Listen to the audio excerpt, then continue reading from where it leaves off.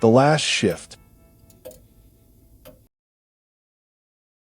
Chapter 1.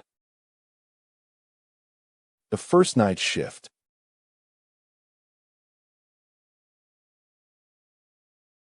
I had barely graduated from university, and my life was a mess. Dropping out of the honors program didn't exactly set me up for success in today's competitive job market. My parents, always expecting better things, were at odds with me over my decision. The tension between us was unbearable to bear.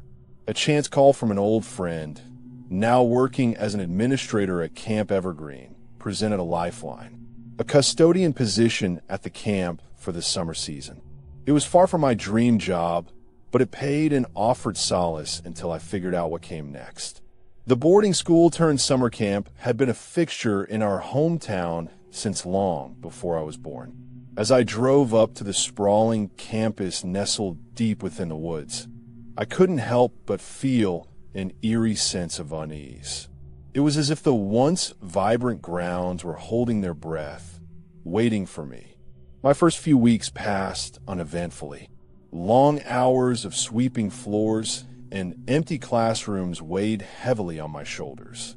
The staff quarters housed a mix of seasoned counselors, kitchen workers, and maintenance staff like myself.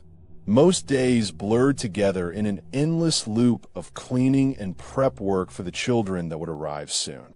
I began to settle into the rhythm, but the feeling persisted. This place was off-balance, as if it were hiding secrets beneath its wooden floors and stained glass windows. Night shifts usually had me wandering the halls solo after everyone else went home, lost in thought amidst flickering fluorescent lights. One evening, during a routine check of classrooms, I heard it for the first time. Whispers, faint at first, but they seemed to emanate from everywhere and nowhere simultaneously. The words were indistinguishable, carried by the wind or my own paranoia. I quickened my pace, heart pounding in the silence of the building. I'd been here 6 weeks. Surely it was just the old structure settling? Stepping into the dimly lit office at the end of the hall for supplies, the hushed voices grew louder. A soft murmur with an unsettling undertone. Leaning against the doorframe, my breath caught as it rose to a gentle chant. Run, run. The echoes reverberated through the deserted corridors, weaving in and out of classrooms like restless spirits. Goosebumps crawled up my arm despite sweltering summer heat.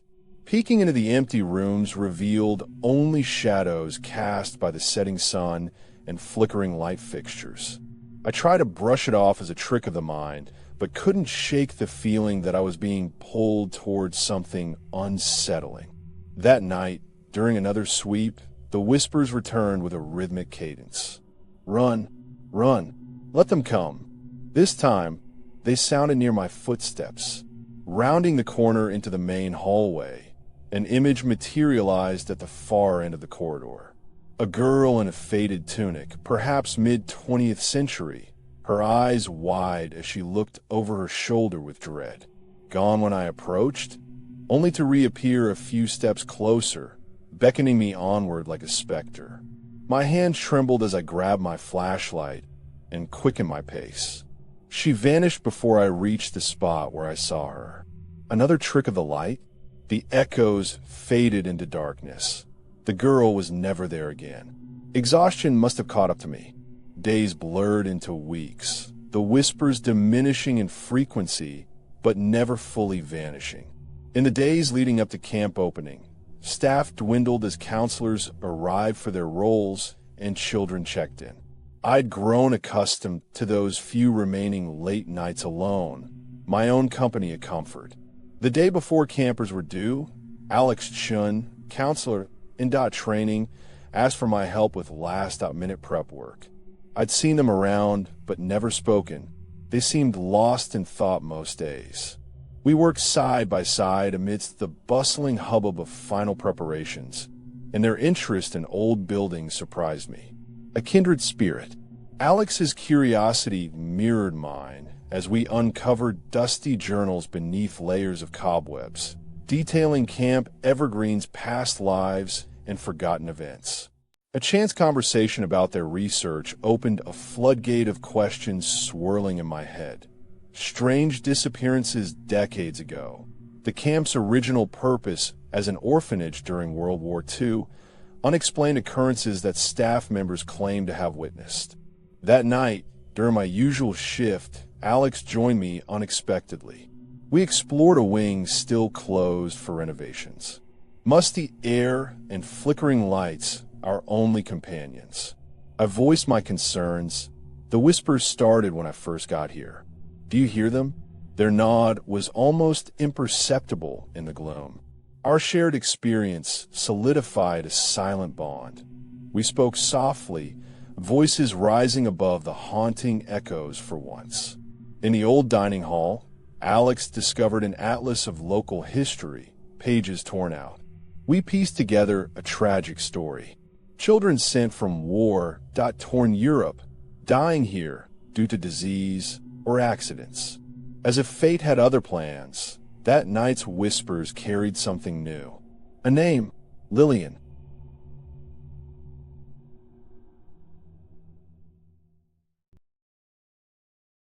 Chapter 2. The Old Photographs.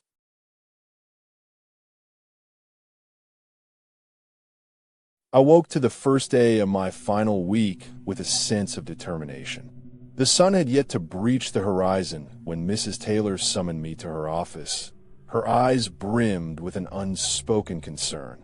"Alex, please take this." A dusty folder overflowed with newspaper clippings from 57 and 58.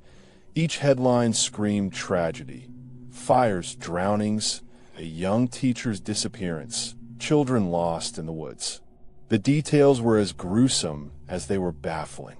I left her office with an unsettling feeling, wondering if some staff members kept these stories alive to intimidate new recruits.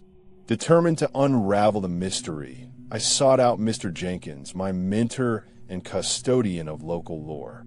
His hunched frame leaned over a workbench in the maintenance shed, surrounded by photographs from another era.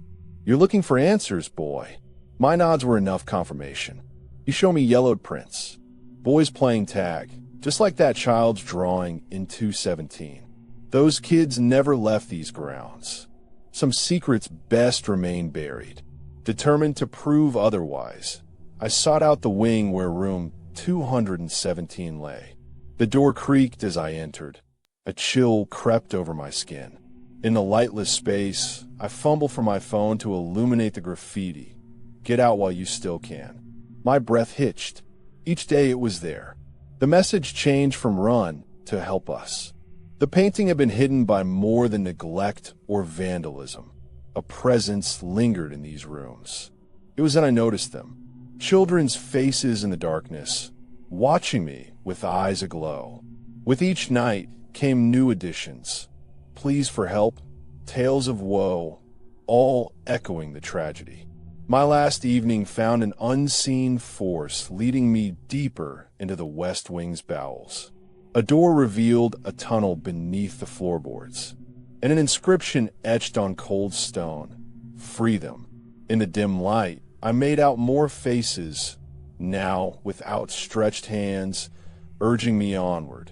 I had to uncover what was buried.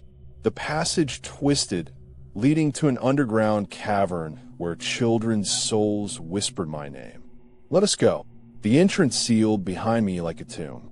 A lone door remained unobstructed, inviting discovery.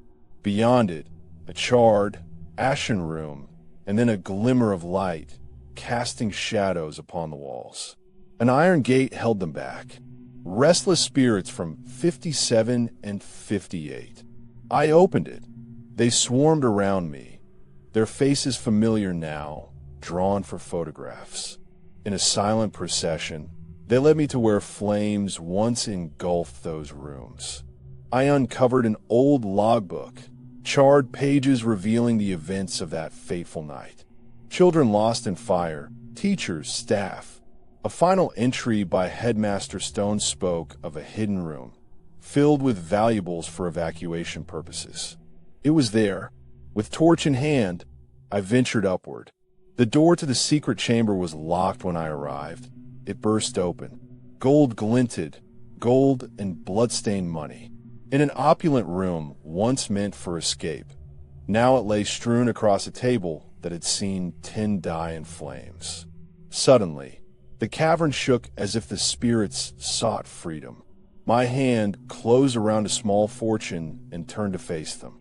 There, beneath the burning embers of 57's tragedy, the children beckoned me with those haunting eyes. A door slammed shut behind us, sealing our fate. I should have left when first given the chance.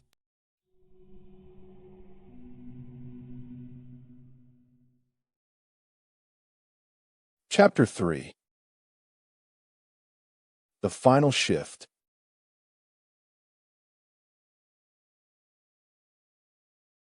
The photograph developed differently each night, no matter what camera I used. The sun never rose on them again when I snapped another picture, every child from those images. Each morning, the Polaroid was back at my desk, more vivid, like a haunting film still playing out in black and white. It was a cruel joke.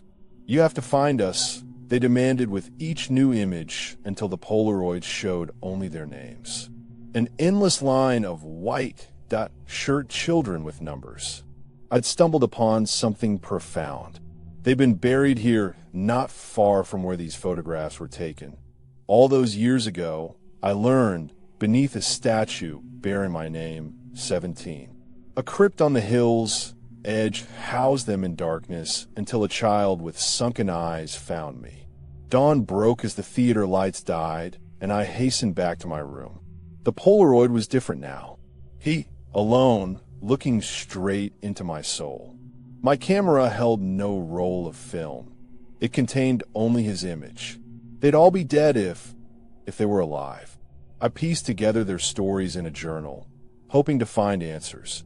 The soldiers, the camp's dark past, but most particularly how their ghosts inhabited this place still.